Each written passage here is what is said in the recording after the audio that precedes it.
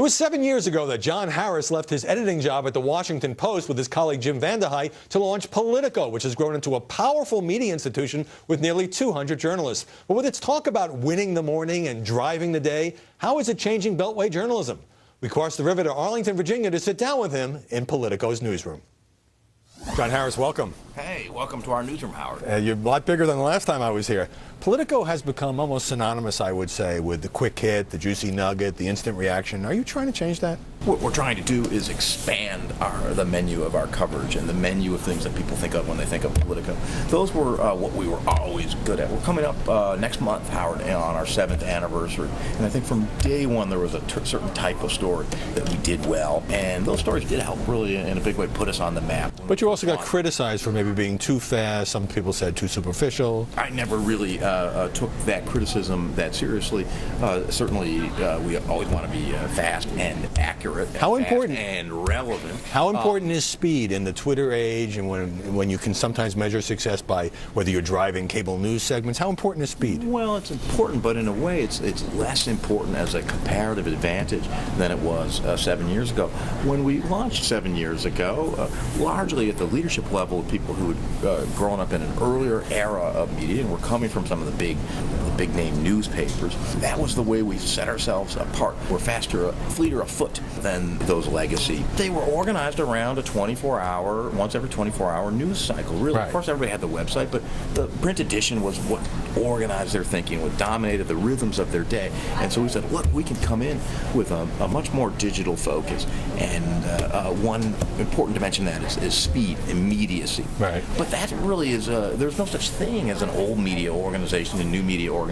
That's very out. Everybody's digital. Everybody's digital. Right. Everybody's new media. But now you started Politico Twitter, magazine. There's no, even the fastest blogger is not going to be faster than Twitter. Yeah, right. Twitter is hyperspeed. Looking for a way to set yourself apart, you have to do more. You have to be more creative, more enterprising, more original. And now you started Politico magazine, bringing in Susan Glasser, previously of Foreign Policy magazine and the Washington Post. And so is this a conscious attempt to go deeper or just to run longer features? What I want to do, I measure myself and I measure our newsroom, are we succeeding by, are we setting the agenda with audience, or I would say overlapping audiences that are important to us. If we're setting the agenda with, as you say, kind of a quick hit news story, I'd say that's great. But if we're doing it in the policy realm, Politico is now the biggest policy newsroom in Washington, or among the very biggest policy newsrooms. So if we're doing it in energy, technology, healthcare, then we're succeeding. And another way of succeeding, to me as a journalist, a very, very attractive way of succeeding is with the deep dive enterprise story that can never be done as a quick hit. It takes weeks of reporting, in some cases weeks of writing and editing to get right. But when you get it right, it's boom. Everybody will read that story. Everybody will be talking about that story. It'll be driving the conversation. That's what I mean by setting the agenda. For example, Politico magazine ran a piece on a report by a Hoover Institution fellow who said that White House records showed no meetings between President Obama and Kathleen Sebelius for 3 years. The White House pushed back, saying a lot of meetings were not set down in the records. Maybe you went a little too fast on that one? No, I don't think so. I think they had we had accurate reporting. This was an opinion piece, by the way, not something that was done by one of our Politico reporters. It was an opinion piece and labeled as such, and that opinion writer, I think, fairly looked at the public record and tried to draw some conclusions from it. The White House had a pushback on that, but I don't think the piece was in some way not something that we stand behind and that made a contribution. Now, Politico has bought Capital New York under your colleague Jim Vandehei, who's going to run it, overhauling that place and adding staff. How do you become a player, though, in such a competitive media market as New York? Well, if you step back and just look at a little bit of history, precisely that question was asked about Politico. True. 7 years ago. Wait a minute, aren't there a lot of people who already cover politics?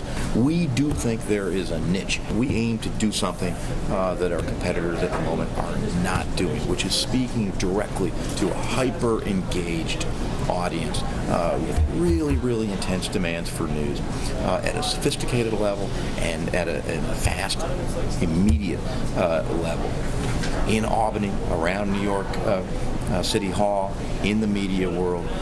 We've been at this a couple months now, so the early results are good. We feel that there's an intense demand for Politico-style coverage of those important areas up in New York. Politico does Manhattan.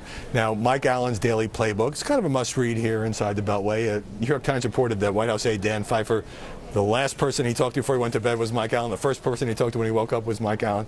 The wrap on Playbook, as you know, is that a lot of items are kind of either spoon-fed by the White House or by Mike's friends. Your thoughts? Playbook is Mike's world. That's why it's fascinating. That's why it became so addictive to people. Mike has, and he's been a colleague of yours and mine from our Washington Post days. And I knew him long before that. We were together, young reporters in Richmond. From the earliest days I've known Mike, Mike has this incredible ability. He was a news aggregator before that term was ever even in vogue. But who's he aggregating from? Who's he aggregating from? He sees everything. He has this keen intuition of that's interesting. People will like that. Mm-hmm. And that's what made Playbook so special. I think like Mike's world and the kind of things that people are feeding him, the kind of arguments that are being played out in Playbook are what make it indispensable. What's key is that there's no ideological tilt to that. Mike's got great relationships all over town. So people on the right will funnel things through Mike. You're saying it's not just funnel things. But funnel, that's an interesting verb. That's an interesting verb, funnel. It's not unfiltered is the key. Because funnel sounds like you're just a conduit. People know Mike because he's got relationships with him. He's famously only sleeps a couple hours a night, so he's always out. Mike's at breakfast, Mike's with sources at lunch. And middle of the night. Everybody knows Mike. But I do want to ask you about... It is filtered through... Mike's got a particular sensibility of what's important. And what's more, and we've seen it on occasion, like Mike also has a toughness to him. A toughness.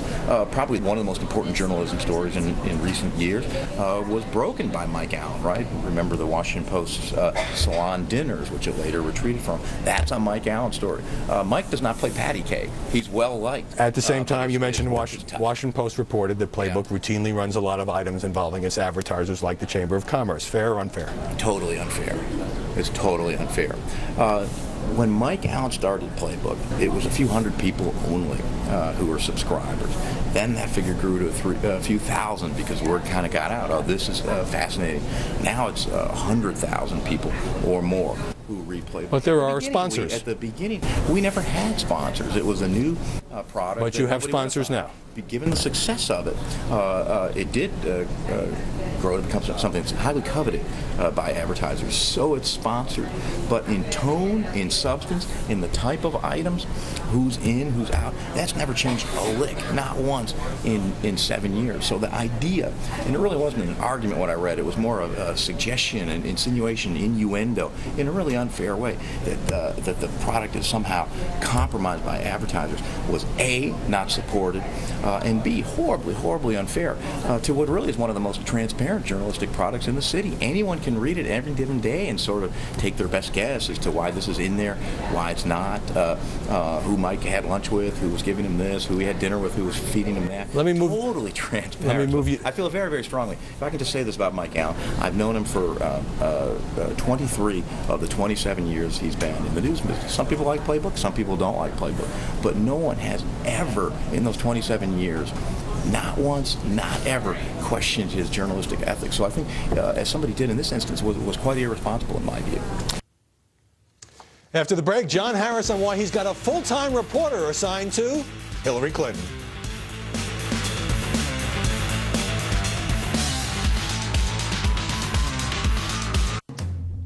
You make a great team. It's been that way since the day you met.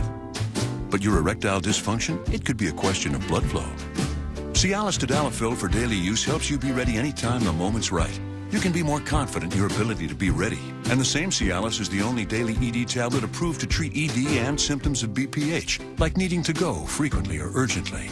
Tell your doctor about all your medical conditions and medications and ask if your heart is healthy enough for sexual activity. Do not take Cialis if you take nitrates for chest pain, as this may cause an unsafe drop in blood pressure. Do not drink alcohol in excess with Cialis. Side effects may include headache, upset stomach, delayed backache, or muscle ache. To avoid long-term injury, seek immediate medical